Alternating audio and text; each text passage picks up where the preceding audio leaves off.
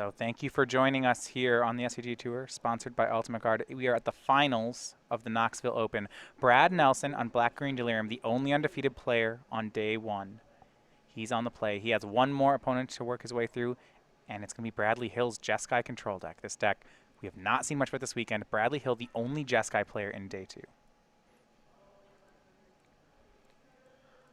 And Brad Nelson starts out Grim Flayer, turn 2 on the play. For Bradley Hill, he took a mulligan to 6, but kept on 6. He will harness lightning down the flare before Nelson gets a chance to connect. And that's the way this matchup's going to kind of go. Brad is going to continue to cast spells up the curve that demand answers out of Bradley, and Bradley is going to be put to the test in these early turns here. And then towards the end, Brad Nelson, he's actually going to have the biggest spell possible if he can make Emrakul happen. So the two cards do trade there. Pilgrim's Eye, the turn 3 play for Brad Nelson. Going to go ahead and continue to make the land drops for him. For Bradley Hill, he does have a third land drop. It's Wandering Fumarole. He passes back with 2 mana up. Now, most of the counter spells that are Jeskai control are 3s, right? Yep, he has Void Shatter. It's a 3 mana counter spell. He does play 2 copies of Revolutionary Rebuff and also a copy of Negate, although that is basically just for Liliana and situationally would counter a Traverse or a Grapple in this matchup. Deck lists are public, though, so Brad Nelson knows that he has to play on some of those. And we've seen him play very well around Revolutionary Rebuff throughout the tournament. All right, so I swing with Pilgrim's Eye for 1. Brad Nelson plays Mindrak Demon immediately. There's no counterspell, no Revolutionary Rebuff. Brad will bin 4 cards. So creature, instant, planeswalker, all in the graveyard.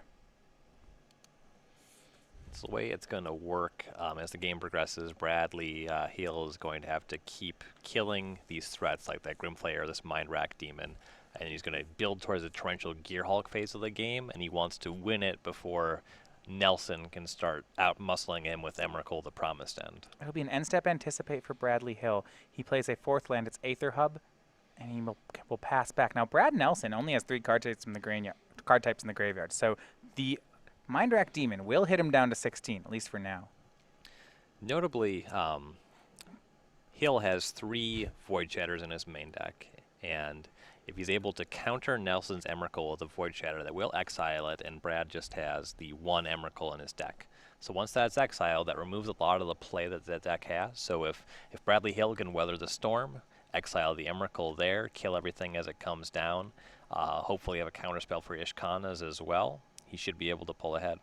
Brad Nelson attacks. Harnessed Lightning from Bradley Hill will make 3 energy and spend 2 more that he had from earlier. That is actually enough to take down Mindrak Demon, so Hill stays at 18. Brad Nelson will play Tireless Tracker, play a land, get a clue, and say go. This is the one of the... And then actually, no, not say go yet. He's going to Transgress the Mind. And a big chance for that. We have a land, a Nahiri, a Harnessed Lightning, and a Torrential Gearhulk. Currently, Brad Nelson doesn't have really anything that's exposed to the Nahiri that he cares about. Bradley Hill does not have lands to go all the way up to Torrential Gearhulk just yet. I'd be more concerned about the Gearhulk, but Nahiri is also quite threatening. It is, and you keep in mind this Tireless Tracker that Brad played. There's a Harnessed Lightning in Bradley Hill's hand. It's going to be able to take down the Tracker. Yep. And there's nothing that the Transgress can do about that. So Brad will select Nahiri. This leaves Bradley Hill with an Island, a Torrential Gearhulk, and a Harnessed Lightning. Almost has to play the Lightning next turn, though. Can't let Nelson get more clues. Right. And then it is true that Bradley Hill will be able to cast a Nahiri on the following turn, and with the Lightning taking down the Tireless Tracker, he'd be able to do that for a little while. Sure, he had 2 mana left over on the end step, so he will shoot down Tireless Tracker, gets 1 extra energy in reserve, and draws for the turn. It's a 2nd copy of Torrential Gearhulk, so he plays a land, says go. Check that, plays a land, and hits Brad Nelson with a Fumarole. I like it. I mean, Brad knows about the first Gearhulk anyway. It's not going to really play around a counterspell. Brad Nelson will crack a clue. Play Vessel of Nascency, play a tapped land, hit for 1, say go. He will leave up the Grasp of Darkness and the Vessel of Nascency. That Vessel will get him all the way to Delirium. Bradley Hill does have a 6th land. It's a tap land, Inspiring Vantage, so no Gearhulks this turn, but plenty down the road. For Brad Nelson, he cracks his Vessel, finds land. And Liliana, Mindrak Demon. Hill wisely did not animate the Fumarole in this turn against double black mana for Nelson, who did have Grasp of Darkness in hand. So that Brad Nelson takes the Liliana. That is now 5 card types in the graveyard. And Brad knows he's going to be facing down a Torrential Gearhulk pretty soon here, though there's no Glimmer of Genius or anything like that in Hill's graveyard just yet, so it's mostly just Harness Lightning. So if he's able to kill the Gearhulk, he can navigate through this game without too much going wrong. Brad Nelson will play Ishkana. That resolves. He gets 3 spiders for his trouble. A swing for the Pilgrim's Eye. Bradley Hill down to 16. All the damage so far has been dealt by the Pilgrim's Eye. 7th land for Bradley Hill. He's got those 2 Gearhulks, so looking at his graveyard, it is 3 Harnessed Lightnings and a Negate. 1 energy in reserve, so not quite enough to use a Harnessed Lightning to kill Ishkana. And he respected the Grasp of Darkness on the turn where he didn't attack with the Fumarole. Be curious to see if he tries to catch something in combat with the Gearhulk, at which point the Grasp of Darkness would take care of that. Well, it's going to be difficult, right? Brad Nelson knows about the first Gearhulk already from that Transgress. We'll see what he wants to do in the face of 7 open mana. It's going to swing the team. And because he has that Grasp, Hill will basically just be able to eat a Spider token, realistically. Torrential Gearhulk. Correction, that's not a Negate, it's an Anticipate. So a much better play for Torrential Gearhulk. We'll flash that back. Bradley Hill gets a card in hand. Yeah, a stronger sequence there by quite a bit. And we'll see. Bradley Hill says, can a May I block? Nelson, sure. Does he want to go for the Ishkana or just a Spiderling? He'll block a Spiderling. But Brad doesn't just have Grasp, he has Grasp Liliana. Exactly, so he's going to get the Gearhulk both ways. Now this is still kind of a win for Bradley Hill. -4/-4, so the Gearhulk's down to 1/2. There is 6 damage coming across Bradley Hill down to 10. Brad Nelson plays Liliana the Last Hope. If he pluses it, he'll get the final point of damage on the Gearhulk, and that's exactly what he does. Plays a Vessel and passes. And we are getting close to Bradley Hill being dead to damage. He draws Void Shatter. His hand is Void Shatter, Torrential Gearhulk, and then 1 card that he found off Anticipate. But he's at 10. We saw just how much damage was dealt last turn, and there's still those activations of Ishkana in the waiting. Right. Not to mention that Liliana on the battlefield and the Vessel of Nascency makes it so Brad potentially has high access to something like more Ishkana. He could find his Emrakul. Yeah, if Brad swings, and he'll has to block the Ishkana, and then Brad Nelson can just -2, cast Ishkana. Yeah. That's pretty good. And how about this? Nelson has another Grasp of Darkness in hand. Great. And despite these Gearhulks, it's just the black-green deck has more card advantage. Yeah, Hill was unable to produce a Glimmer of Genius in this game, so he's really just kind of 1-for-1ing and not really getting too much going. Yeah, I mean, some of these are 2-for-1s. We look at this Bradley Hill giving a free Harness Lightning, going to kill a Spider token. There is card advantage here, but Brad Nelson has more. And really the cards that he's been trading with, they're 1-for-1s, but he's trading with Spider, Grasp of Darkness, cards he really doesn't care about. And there's the Grasp taking down the Gearhulk in combat. It did go for the Ishkana proper there, and Brad was having none of that. Grasp of Darkness saving his Spider again. So Bradley Hill's down to 7 now. Nelson has not used the Liliana yet, but he'll just continue to develop the board. Pilgrim's Eye will get a land. And he'll play it. That's enough for the Vessel to be activated. And Hill does have 1 copy of Fumigate in his main deck and also 1 Quarantine Field. Those are really what he's going to be looking for here to clean this up. Though then, there's the matter of the Liliana. Yeah, Brad's just on so many different levels, right? Liliana takes up to 5. So first Bradley Hill needs to answer the board. Then he needs to answer the Liliana that's trying to make an emblem. And then there's that card the Vessel might find. I mean, there's still an Emrakul in Brad Nelson's list. Yep. And I believe Bradley Hill's hand is Gear Hulk, Void Shatter, Aether Hub. Great cards, but just not enough. Okay, Glimmer of Genius. Okay, that can do some work. Scry 2, draw 2. He sees the Quarantine Field in his top cards, but he had to spend 4 mana there. And once he plays Glimmer, the Fumigate's off the table too. He just doesn't have the mana. Right. He can find Radiant Flames, which buys him a little bit of time. It'll clean up all the spiders, those Pilgrim's Eyes. All right, up to 4 energy. Radiant Flames, you're right, could do some work. Draws Glimmer and Island after scrying 2 to the bottom. So hand is Glimmer, Void Shatter, land. Plays Aether Hub up to 5. Passes. He appears to be dead on board. Yep. Expect to see this attack be lethal on Nelson's turn. Well, he has a Fumarole, but Brad can attack, and when Bradley Hill goes to activate the Fumarole, Brad Nelson pays mana. Well, Hill just has 4 lands up, so he can't even try to make that block. Oh wow, yeah. So he's this is the formality then. Even if he could activate it, he would be dead through that. Yeah, this is the basically 0% hope Brad Nelson makes a mistake line. We can always F6 his turn. If we're playing Moto, you can play to it.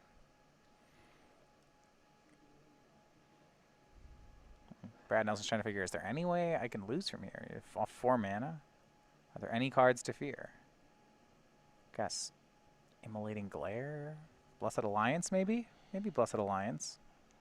Keeps him alive So for a turn. Gain 4 life, so after the Edict, he'd be connecting for 6, plus the Spider Drain would be 9. So yeah, Bradley would survive the turn if he had a Blessed Alliance. So maybe Nelson could try to figure out how to play around that. I'd play into that. I think that's just fine, actually. There's not a ton he can do. I mean... Yeah, that would be the one card that would save Bradley Hill here. It's not even a big play. It's just survival. No, it's one of those things, even if he had it, he'd probably lose the next turn. Right. Agreed. It gives Hill another draw at Fumigate, but I don't think that there's anything that Nelson could really do about that. Yeah, I mean, I suppose because Hill has another Glimmer. If he had the card, he could survive. He could Glimmer, get land 9, Fumigate, and maybe, probably not. I mean, we still have a Liliana. Brad's going to just activate both creature lands, swing, and Hill shows no, it wasn't even Alliance. It was a Glimmer of Genius. So, on to game number 2. Brad Nelson. Just not losing. Just haven't seen it this weekend. I know he's lost some matches. or games even, but I haven't seen it. He's not about losing. Well, let's go to the sideboard. You talked earlier about how, Bradley Hill can manage Emrakul. He's got some card advantage, but this is where the black-green deck can be so strong is there was no Emrakul there. No. Brad Nelson just, played some efficient cards up and down the curve, and they were pound for pound better cards than Bradley Hill's. Yes. Ishkan is specifically very difficult to deal with if you don't counter it on the way down. Then Hill's just drawing specifically some sweeper effects. So as we go to the sideboard for Bradley Hill, 4 Spell Queller, 2 Brutal Explosion, Linvala the Preserver, a Blessed Alliance, a Negate, 2 Summary Dismissal, 3 Gideon Allies, Zendikar, or Descend Upon the Symbol. So the Descend Upon the Symbol is great. It's another sweeper. Exiles. Yes, yeah. exactly. A Summary Dismissal is a way to counter the the Mindslaver effect of the Emrakul. That's significant. Yeah, it actually also can counter a -7 on Liliana, which can come up. Yep, definitely. And then Negate I kind of like for the reason that it deals with Liliana as well. I think that the Spell Quellers are quite weak in this matchup. Wouldn't be going there. Yeah, they die. Brad's good at killing things. What about something like Gideon Ally of Zendikar? I like the Gideons. Being able to press some kind of advantage there, build up a board presence. It's something that's difficult for Brad to interact with. If you're able to kill a lot of creatures, you can actually turn the corner and win a game with Gideon. I do like it. There's a concern if he's behind, he may not be able to defend the Gideon, but you're right. If he makes enough 2/2s with it, it's really strong. Yep. Now, on Brad's side, he's got some discard he's been using in the mirror. He's got 3 Natural State, 2 Deadweight, 2 Transgress the Mind, 2 Pick the Brain, a pair of To the Slaughters, and then some singletons. A second Tireless Tracker, a second Emrakul, a first Obnixilis Reignited, and a Kalitas Trader of Gat. The discard spells are great. The Transgress and the Pictograin for sure coming in. Tireless Tracker to press advantage there. I like To the Slaughter in a matchup like this. Interesting, Because okay. if your opponent's not up to creatures, you just get to kill their Planeswalker at instant speed. That's certainly significant. Obnixilis is great. It's your Planeswalker your own, and more Emrakuls for ways to go over the top. Absolutely. So we'll get ready for game 2. Bradley Hill will be on the play. Now, this is our last Open before the Invitational. We are going to have, though, the Season 3 Invitational is our next event. It's coming up 2 weeks in Atlanta. Join us on the SCG Tour December 2nd through the 4th for the Atlanta Invitational Weekend. Starting Friday, qualified players compete in Standard and Modern for a spot in the Players' Championship, a custom SCG token, and a chance to play on the Magic the Gathering Pro Tour. On Saturday, compete in the Standard Open. Every participant gets a playmat featuring Smuggler's Copter, plus our latest Invitational Winners token just for playing. The top 8 finishers earn a spot in an upcoming Invitational and get one step closer to the Players' Championship. On Sunday, choose between Modern and Standard Classics. All participants get an Invitational Winners token, Modern players receive an Ether Vial playmat, Standard players receive a Smuggler's Copter playmat, and the top 4 competitors in each classic qualify for an Invitational. There's plenty more to do in Atlanta. All weekend, play in side events and earn tickets to spend at the SCG Prize Wall. And don't forget to tune into SCG Live as Cedric Phillips, Patrick Sullivan, Matthias Hunt, Ryan Overturf, and Nick Miller bring you coverage all weekend long. The Atlanta Invitational Weekend is December 2nd through the 4th. Greatness begins here. So the Invitational is in 2 weeks. It's our next event, and it has a whole new dynamic to it. At the beginning of this weekend, it did not look like Brad Nelson would be returning to the Players' Championship. He spent a lot of time on the Wizards circuit. He hadn't gotten those points or big finishes on the SCG Tour, but, you know, for Brad, he doesn't need to play all 3 seasons if he wants to qualify. He can just play one, and just play the last one. The 30-year-old, originally from Fargo, North Dakota, now living in Roanoke, Virginia. This is his 9th Open top 8. He's trying to 1 game away from his 2nd win. Just as impressive, 3 invitational top 8s, including a win here as well. The 2014 Players Champion. In 2010 on the Wizards Tour, he was Player of the Year as well. Won a playoff against Guillaume Martignon. That was a fun affair. A lot of different wacky ways to play Magic. Yeah, they had finished the season perfectly tied on points. So at Pro Tour Paris, the first Pro Tour of 2011, there was a showdown between the two for the title. Yeah, I woke up at 2 in the morning to watch that. That's pretty great. Yeah. I suppose that would have been in the middle of the morning, huh? Yeah. I was there for it. It was great. Everyone had stickers. You had Matignon stickers and Brad Nelson stickers. It was cool.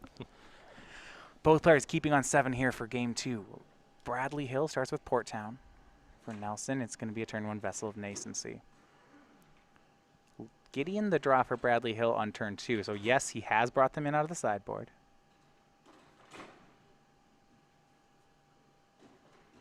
And you see To the Slaughter in Nelson's hand. Yeah, okay, potentially be a great answer to Gideon. So they're just trading lands right now. 3rd land from Bradley Hill, a pass. He does not have double blue in his first 3 land drops, though. Okay. So for now, most of the counter spells in his deck are just not live. Yeah, Vessel of Nascency shows 2 lands, To the Slaughter, and Ruinous Path. All right, so losing a couple answers to Planeswalkers here. Luckily, he has 1 in hand already. 4 card types in the graveyard already for Brad Nelson. Just what 1 Vessel can do. Yeah, and with that Delirium, he'll be able to the Slaughter to kill Gideon and the ally token. So Brad Nelson will go for Liliana, the Last Hope. And that, you know, he's noticing Bradley Hill's mana. I guess he could still get hit by a negate. We go to Bradley Hill, and he doesn't have the 4th land. Oh, no. He had so many plays, though. Glimmer of Genius, Gideon, Nahiri, all available. And now Brad's just going to make him pay for it. Here's Mindrak Demon. 4 more cards into the graveyard. We add Creature to the mix and a stack of lands. Liliana pluses back over to Bradley Hill. Another draw. It's Scatter to the Winds. Not only is it not a land, but it's not even a card he can cast.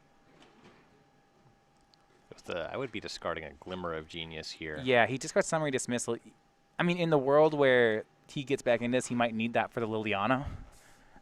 But, all right, a discard. This is his deck not looking like it's going to show up. We'll see. Now Brad Nelson needs to close it out. So far, we've had Brad Nelson on camera all weekend. In games played on camera, he is 10-0. This would be his 11th. Yeah, and Brad knows that summary dismissal is coming in here. Obviously, Bradley Hill just discarded one, so he's going to leverage against maybe him having the second one, seeing if he wants to just play this Liliana to -2 instead of going for the game-winning ultimate. In the circumstance that it become a game-losing ultimate. Well, it's pressure, right? If Bradley Hill doesn't leave up 4, Brad Nelson won't try to make the emblem. But if Bradley Hill leaves up 4 all game, he's going to lose. Yeah. Brad Nelson plays Tireless Tracker, pre-land drop, then plays a Swamp, getting a clue, Liliana at 6. On end step, Hill's going to attempt to harness Lightning down the Tireless Tracker. And Brad will crack the clue to make Hill use all 3 energy. Smart play. He said, yeah, he was going to do that anyway, so might as well just make the play now. A draw for Bradley Hill is a 3rd Glimmer of Genius. That doesn't play at all. His hand. Shake of the head for Hill there. Yeah. He knows what's happening. His here. hand is a Nahiri, 3 Glimmers, 2 Gideons. None of those play. Back to Brad Nelson, and he's going to walk this one in. And both of these decks are largely about making a lot of land drops. Yeah. Nelson's deck's just better positioned to do that. If he's faltering, he can find Traverse, he can find Grapple. So Mind Rack Demon hits Bradley Hill down to 12. Traverse the Ulfin Vault, finds Ishkana. And how about this Liliana going up to 7? He'll cast Ishkana here, getting spiders.